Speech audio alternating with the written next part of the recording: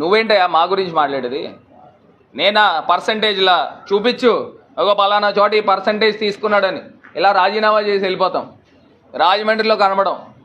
నీకులాగా sanitary ఇన్స్పెక్టర్లు, sanitary మేస్త్రుల దగ్గర కూడా 1000-1500 తీసుకున్న జాతి మీది. నువ్వేంటి నా గురించి మాట్లాడేది? 1000 రూపాయలు కూడా తీసుకునే మొఖాలు మీ. నువ్వేంటి మా గురించి మాట్లాడేది?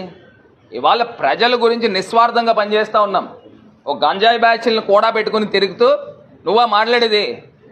గంజాయి బ్యాచ్ల్ని మరి నువ్వు సప్లయర్ నువ్వే అనుకుంటా, వీళ్ళందరినీ పెంచి పోషించింది నువ్వే అనుకుంటా. ఇవాళ రాజమండ్రిలో ఈ culture, ganja culture, blade batch culture ఉందా అంటే నువ్వు నీ అనుచరులు కాదా అని అడుగుతా ఉన్నా. ఒక్కసారి రాజమండ్రి ప్రజలను అందరినీ కూడా గమనించమని కోరుతా ఉన్నా. ఇలాంటి వాళ్ళు మన రాజమండ్రి నుంచి హైదరాబాద్లో చేస్తూ ఉన్నారు. అంటే ఎంత నొటోరియస్ ఫెలోసో. రాజమండ్రి కూడా కాదు, తీసుకెళ్ళి హైదరాబాద్లో ఈ ట్రాపులు చేస్తూ ఉన్నారు. ఇలాంటి వాళ్ళని మన ఎమ్మెల్యేలుగా గెలిపించుకోవాలండి. ఇలాంటి వాళ్ళు 16 సంవత్సరాలు రాజమండ్రిని భ్రష్టు పట్టించారు.